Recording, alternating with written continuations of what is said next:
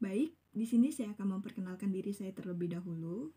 Perkenalkan, nama saya Desi Widiawati, NIM saya 1910416837 dari kelas A1 pagi, jurusan Ekonomi Prodi Manajemen, mata kuliah E-Marketing, dosen Ibu Melia SEMM.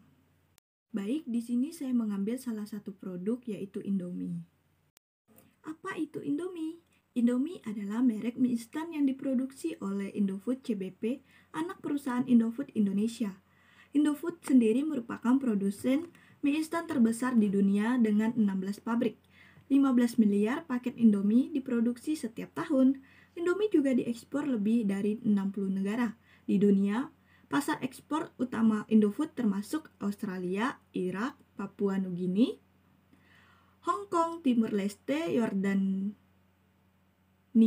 Arab, Saudi, Amerika Serikat, Selandia Baru, Taiwan, dan negara-negara lain di Eropa, Afrika, dan Timur Tengah, dan Asia. Di luar pabrik utamanya, Indomie telah memproduksi di Nigeria sejak tahun 1995, di mana produk tersebut merupakan merek yang terpopuler. Indofood memiliki pabrik pembuatan mie instan terbesar di Afrika. Sejarah Indomie. Merek Indomie pertama kali dirintis oleh Dejajadi, Dejaja lewat PT Dejangkar Dejati bersama Wahyu, Tejuandi, Ulung Sanjaya, dan Pandi Kusuma. Selanjutnya, Dejangkar Dejati akan berubah nama menjadi PT Wicaksana Overseas International Tbk, salah satu distributor produk-produk consumer good terbesar di Indonesia. Pada tahun 1970, sebagai anak usaha dari Dejangkar Dejati, Dejajadi mendirikan PT Sanmaru Food Manufacture CO Ltd dan memperkenalkan ke publik merek baru, Indomie, yaitu singkatan dari Indonesia Mie. Pada tahun 1972, Indomie merupakan produk mie instan kedua yang muncul di Indonesia setelah Super Mie yang dirintis oleh Syarif Adil Sagala dan Eka Wijaya Mois. Produk awalnya hanya satu rasa kaldu ayam dan udang, dan hingga awal 1980-an, Super Mie dan Indomie menjadi duopoli di pasar. Selain memasarkan produknya dalam negeri pada tahun 1982 sampai 1983, Sanmaru juga memulai melakukan ekspor ke negara tetangga seperti Brunei, Malaysia, dan Singapura, serta Eropa, Australia, dan Amerika Serikat. Pabriknya adalah di Ancol, Jakarta Utara. Pada tahun 1982, barulah kerajaan bisnis Salim Group memasuki bisnis mie instan dengan memperkenalkan merek lain bernama Sarimi. Awalnya mengingatkan pada saat itu posisi Salim yang sangat kuat, bahkan monopoli perdagangan terigu dan bogasari. Salim menginginkan merek Indomie yang populer itu agar terpindah kepadanya. Selain itu, pada saat itu Indonesia sedang mengalami swasembada padi, sehingga pabrik Sarimi menjadi kelebihan operasionalnya di Indonesia. Jika Indomie mau bekerja sama dengan Sarimi, maka Salim Group tidak perlu merugi. Namun Dejajadi menolak keinginan itu. Respon Salim adalah kemudian membesarkan produk Sariminya dengan agresif, dengan banyak iklan dan promosi, sehingga bisa meraih pasar 40% dalam waktu cepat. Melihat keperkasaan Salim Group itu, Dejajadi pun melunak dengan tawaran sekali lagi dari Salim. Dan keduanya pada tahun 1984 sepakat untuk membentuk perusahaan patungan bernama PT Indofood Interna Corporation. Di sini, Dejajadi dan rekan-rekannya mendapat 57,5% dan Salim 42,5%. Lalu pada tanggal 30 Agustus 1986, saham PT Sanmaru yang memproduksi Indomie diambil alih oleh PT Indofood Interna, serta selanjutnya adalah PT Supermie Indonesia dan memegang saham lainnya. Pada saat itu, PT Sanmaru sudah punya dua produk yang populer. Selain Indomie, ada Ciki, sebuah makanan ringan yang populer di kalangan anak-anak. Indomie di saat itu sudah punya beberapa varian seperti kari ayam 1980, sop sapi, dan mie goreng 1982.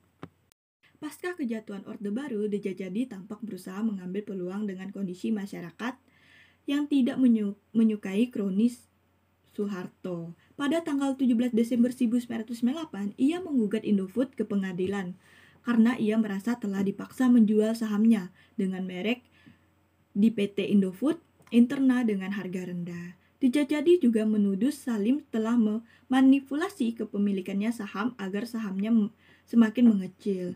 Menuntut ganti rugi dengan 682 miliar, Dijajadi kalah sampai banding di Mahkamah Agung. Kalah dari Salim, Dijajadi lebih memilih untuk melanjutkan bisnis pabrik mie instan baru yang sudah dirintisnya sejak pada bulan Mei 1993. Di bawah PT Jakarana Tama sampai sekarang, yang memproduksi mie Gaga dan dulu pernah mengedarkan produk bermerek Michio. Di bawah Salim, sejak 1984 sampai sekarang, pamor Indomie tetap berjaya dan dikenal oleh masyarakat Indonesia dan berbagai varian dan juga sudah termasuk go internasional produk Indomie ini. Kelebihan dan kekurangan Indomie. Kelebihan Indomie di sini adalah praktis dalam pembuatan, mudah dan gampang, enak karena banyak varian rasa. Kelemahannya yaitu bisa menyebabkan usus buntu bila terlalu banyak dikonsumsi dalam jangka waktu yang singkat.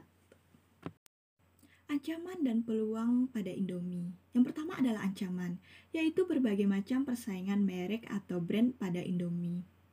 Sudah banyak contohnya di sini seperti Supermie, mie sedap, merupakan satu merek yang berbeda. Dan selanjutnya adalah peluang. Produk Indomie sudah mencapai internasional. Di sini dapat mempermudah pengeksporan penjualan pada produk Indomie ke luar negeri. Selanjutnya adalah sosial media atau website. Teman-teman bisa membuka website pada Google dengan mengetik Indomie dan juga YouTube juga mengetik Indomie Official, di mana di YouTube ini banyak kreativitas anak muda di Indonesia yang mengapresiasikan produk Indomie tersebut. Selanjutnya adalah TikTok, di mana di sini sedang populernya anak muda membuka aplikasi TikTok. Di sini kita dapat melihat anak muda berkreasi membuat Indomie, memasak Indomie dengan apa yang mereka mau. Di sini bisa Anda ketik atau teman-teman ketik, yaitu Indomie Lovers. Dan satu lagi nih, yaitu Instagram. Teman-teman bisa mengetik yaitu Indomie, di mana di sini kita dapat melihat berbagai macam Indomie yang ditawarkan atau ditampilkan untuk kreativitas anak muda yang telah memakan Indomie dan menawarkan produk Indomie yang dapat dibuat dengan rasa yang enak. Thank you buat teman-teman yang sudah menonton dan mendengarkan video presentasi dari saya. Jika ada kesalahan kata atau penjelasan yang kurang pas atau penyebutan yang kurang pas, saya meminta maaf. Terima kasih.